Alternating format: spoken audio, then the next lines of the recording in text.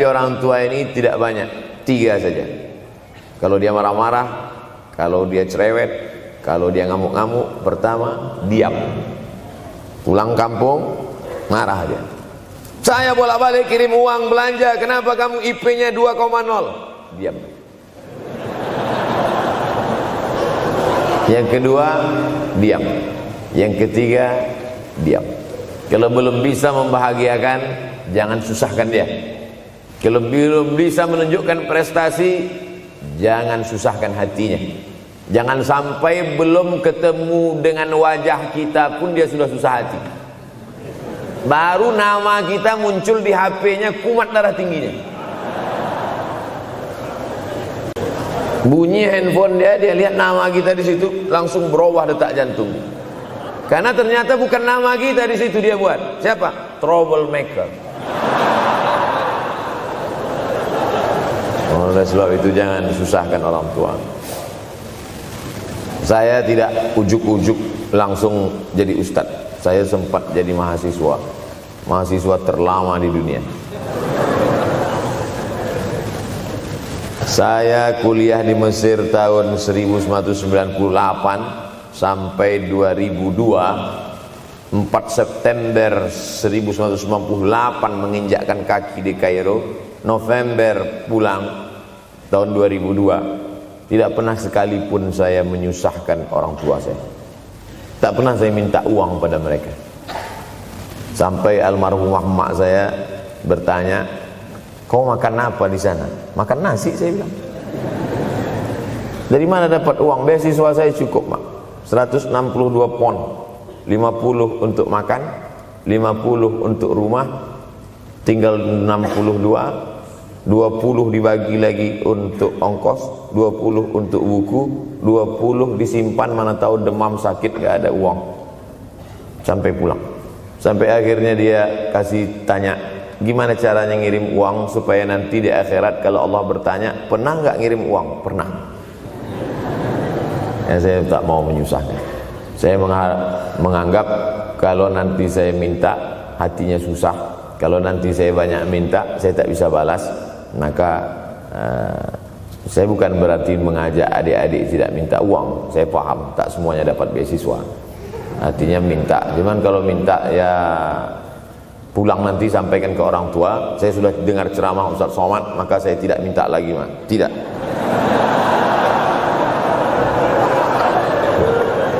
Tapi tolong dirapel setahun sekali aja. Kalau mau merasakan bagaimana sayang mereka, coba hilangkan sayangnya itu agak 1 bulan, 2 bulan, 3 bulan, itu baru terasa. Karena sifat manusia ini kalau sudah tidak ada baru terasa. Judul lagu Roma. Kalau dia masih ada di depan mata kita, masih dekat dengan kita, kita merasa dia biasa-biasa saja. Tapi kalau dia sudah tidak lagi ada, itu barulah. Oleh sebab itu coba kalau mau merasakan, kasih tahu dia, papa, mama, untuk biaya kuliah saya 1 semester ini tolong jangan kasih dulu. Saya mau jual koran dulu. Saya mau kerja di Dorsmir dulu. Saya mau kerja loper dulu. Saya mau susah-susah dulu. Seketika saat kita tahu susahnya itu, tetes peluh keringat, air mata, di situ loh baru kita tahu, oh ternyata perjuangan mereka ini luar biasa. Saya tidak bicara ceramah saja, tapi dalam kehidupan saya pribadi dulu saya laksanakan, saya pernah buat, saya pernah kerjakan. Tapi tidak saya rencanakan itu, saya harus begini, tidak. Memang bagian dari takdir hidup. Mungkin tidak minta uang itu karena jauh ke Mesir. Kalau seandainya dekat, sering juga minta. Nah, memang dikondisikan saya untuk terbang jauh ke Mesir, lalu kemudian setelah jauh itu tidak meminta, tapi kemudian setelah pulang berjumpa, sempat bersama orang tua. Bulan Maret 2019 kemarin baru meninggal dunia ketika saya sedang ceramah di Madura, Pulau Madura, diundang oleh sahabat saya, kakak kelas di Mesir dulu, Dr. Fauzi Tijani. Dan pagi itu rencananya mau ziarah ke makam Kiai Khalil. di Pulau Madura. Begitu mau ziarah langsung dapat SMS segera pulang karena orang tua meninggal dunia. Akhirnya saya langsung ke airport Surabaya dan langsung pulang. Sebelum malam sudah tiba pemakaman. Artinya apa? Penyesalan panjang, kenapa tidak mencium tangan orang tua, kenapa tidak. Karena saya pikir masih lama ya. Ini satu kekeliruan. Di mana-mana selalu saya sampaikan, jangan pernah berpikir usianya masih lama walaupun dia sehat. Karena sehat walafiat, tidak ada kurang satu apapun. Masih lama. Ternyata apa yang terjadi? Berangkat hari Sabtu, hari Ahad tausiah, hari Senin pagi, tanpa sebab, tanpa penyakit. Oleh sebab itu kalau masih hidup orang tuamu di rumah, pulang. Tapi jangan ini jadikan alasan. Besok nggak masuk kelas, kemana? Pulang semua.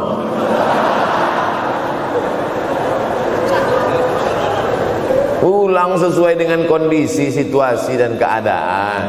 Pulang. Kalau masih bisa membahagiakan dia apa makanan kesukaannya, belikan. Suka makan apa dia, belikan. Itu yang dia inginkan. Andai kita gendong dia dari Yogyakarta berangkat ke kota Makkah, sampai di Makkah tawaf 7 putaran, dari Safa ke Marwah, pulang lagi ke Jogja, belum tentu dapat membayar sekali teriakan dia saat mengeluarkan kita ke alam dunia. Jadi banyak orang terlalu membanggakan. Saya sudah banggakan dia Pak Ustaz, saya sudah bayarkan ONH-nya. Berapa? Baru DP-nya. Sudah merasa berbakti kepada orang tua? Belum.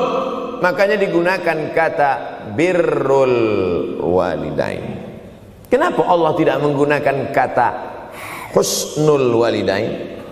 Hasan baik, jayyid baik, thayyib baik, khair baik. Tapi yang dipakai birrul walidain. Hanya satu-satunya kata untuk orang tua dipakai birrul walidain. Karena kata birru adalah sifat Allah Subhanahu wa taala. Makanya di antara Asmaul Husna ada Al-Barrut Tawwab. Allah yang punya sifat itu. Maka kita diharapkan berakhlak seperti akhlak Allah Subhanahu wa taala. Addabani Rabbi fa ahsana ta'dibi. Allah mendidik aku menjadi beradab sehingga adabku penuh. Allah Subhanahu wa taala tidak ada puji Nabi Muhammad SAW. Hai Muhammad yang salat tahajudnya sampai kakinya bengkak. Hai Muhammad yang hajinya tidak ada. Apa kata pujian Allah untuk Nabi Muhammad SAW? Wa innaka la'ala khuluqin azim. Akhlak agung dan mulia. Oleh sebab itu tak ada gunanya prestasi S1, S2, S3, postdoktoral, profesor kalau tidak berbakti kepada orang tua. Makanya orang tua itu levelnya langsung setelah Allah. Wa qadha rabbuka alla ta'budu illa iyyah. Langsung wa bil walidaini ihsana. Ihsan. Lihat lagi penggunaan kata ihsan dalam hadis Nabi. Jibril alaihissalam datang, rambutnya tidak berdebu, bajunya sangat putih bersih, tapi tidak ada orang yang kenal. Diriwayatkan oleh Sayyidina Umar ibn al-Khattab radhiyallahu anhu, aku melihat ada seorang laki-laki rambutnya sangat hitam dan bajunya sangat putih, tapi kami tidak ada yang kenal. Ini 3 indikasi ini menunjukkan kebingungan. Kalau ada orang rambutnya sangat hitam dan kita kenal, berarti dia memang orang situ, memang tinggalnya di situ. Tapi dia kalau orang perantau, rambutnya pasti berdebu karena tinggal di gurun pasir. Sekarang kan banyak tuh anak-anak muda yang rambutnya berdebu. Itu berarti orang jauh, bukan orang Jogja. Bajunya sangat putih, tapi kami tidak kenal. Kalau bajunya agak-agak kotor, berarti dia musafir. Pantas kalau kita tidak kenal. Tapi bajunya sangat putih, berarti dia memang orang situ. Tapi kami tidak kenal. Kata Umar bin Khattab, rambutnya sangat hitam, bajunya sangat putih, tapi kami tidak kenal. Dan dia duduk berhadapan dengan Nabi, lututnya dekat dengan lutut Nabi, tapi kami tidak kenal. Dia bertanya tentang iman, dia bertanya tentang Islam, dia bertanya tentang ihsan. Setelah selesai baru Nabi bertanya, Umar, ya, kamu tahu siapa tadi yang datang bertanya tentang iman, Islam dan ihsan itu? Tidak. Jibril yu'allimukum dinakum. Tadi yang datang itu adalah Jibril alaihissalam. Orang selevel Umar bin Khattab tidak kenal Jibril. Ada orang Indonesia baru ketemu Jibril.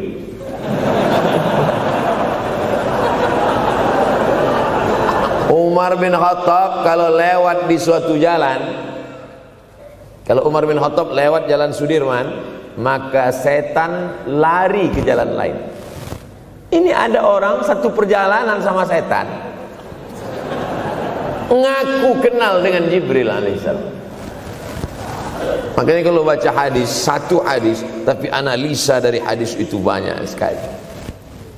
Umar tidak kenal dengan Jibril kecuali setelah Nabi Muhammad SAW yang bercerita mengenalkan. Dari mana Nabi tahu?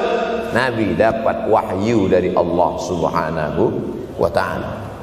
Tapi ada analisa lain. Apa maknanya? Allah menggunakan kata ihsan untuk orang tua, Nabi menggunakan kata ihsan untuk Allah. Ihsan untuk Allah, anta'budallaha ka'annaka tarah, kau sembah Allah seakan-akan engkau melihat dia.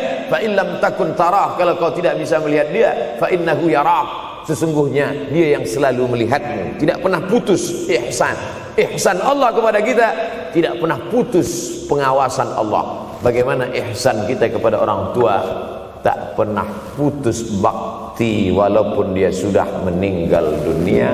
Makanya kita tetap membaca walaupun dia sudah masuk liang lahat, jam 2 malam bangun, Rabbil firli wali walidayya warhamhuma kama rabbayani shaghira. Ada seorang sahabat Nabi namanya Sa'ad. Sa'ad sudah jadi bahasa Indonesia. Banyak juga orang Indonesia laki-laki sifat Sa'ad.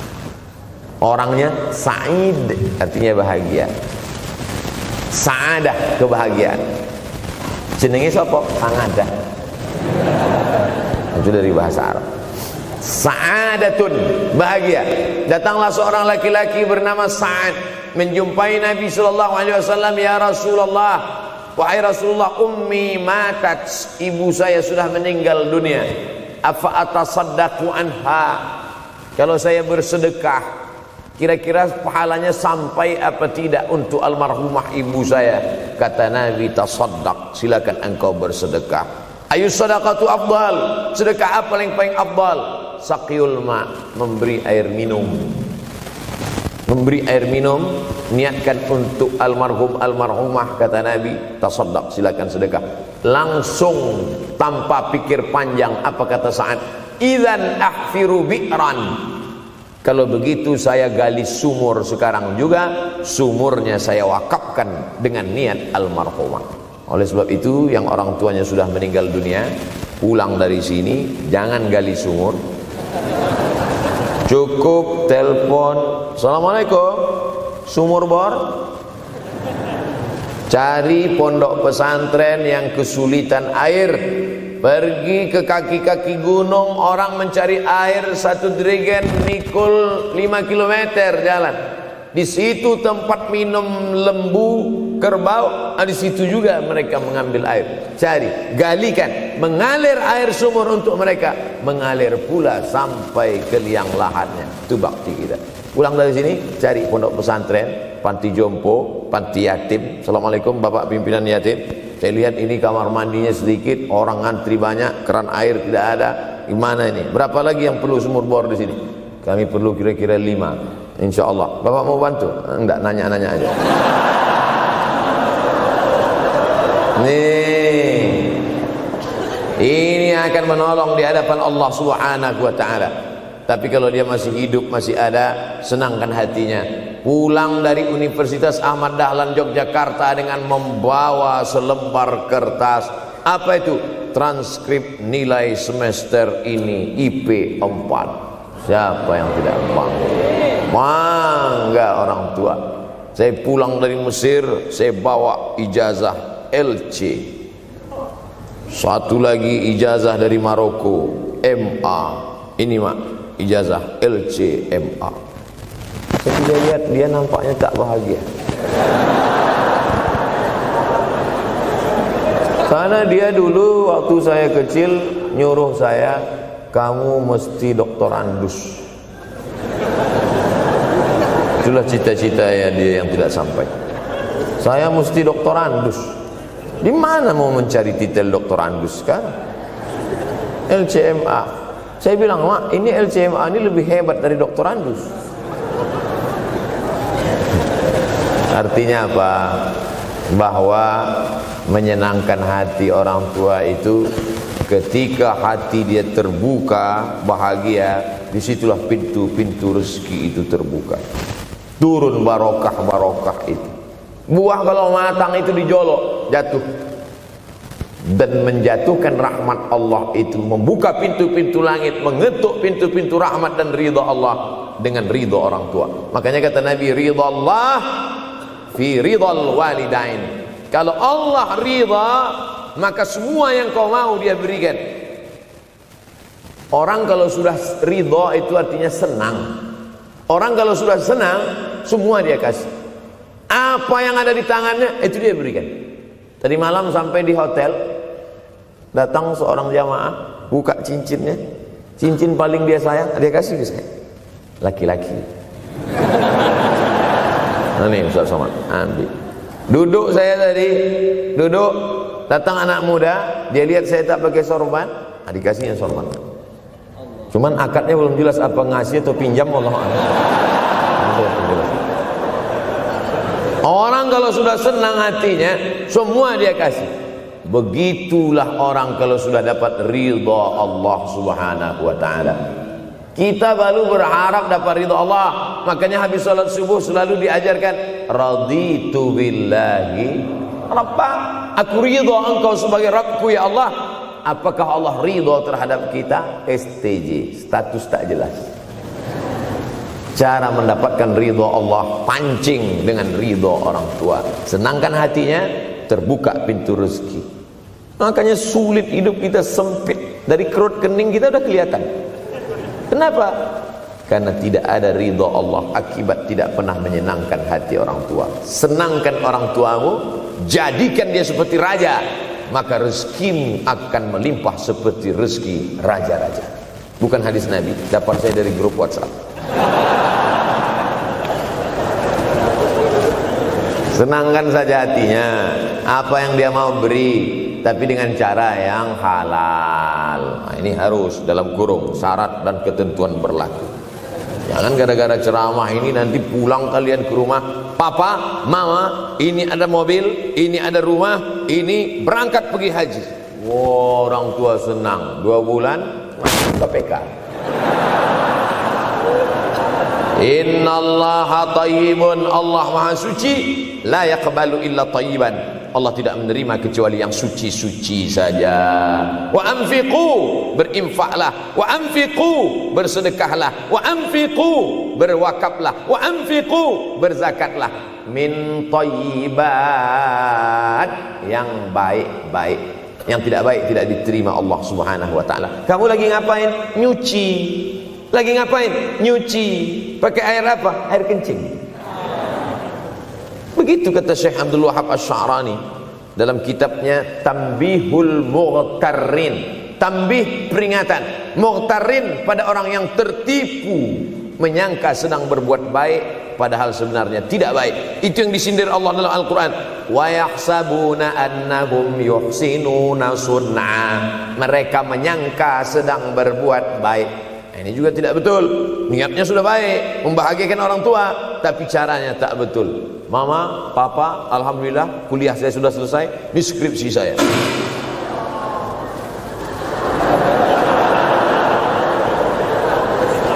Masya Allah. Bayangkan kalau kiamat tiba-tiba terjadi. Begitulah agaknya terkejutnya kita. Kiamat terjadi tapi belum sempat berbakti kepada orang tua. Dosa belum sempat meminta maaf. Silap dan salah berapa kali kita kencing di kainnya yang bersih. Berapa kali dia tidak jadi tahajud gara-gara kita menangis dari isya sampai subuh. Pakai pengawet nangisnya.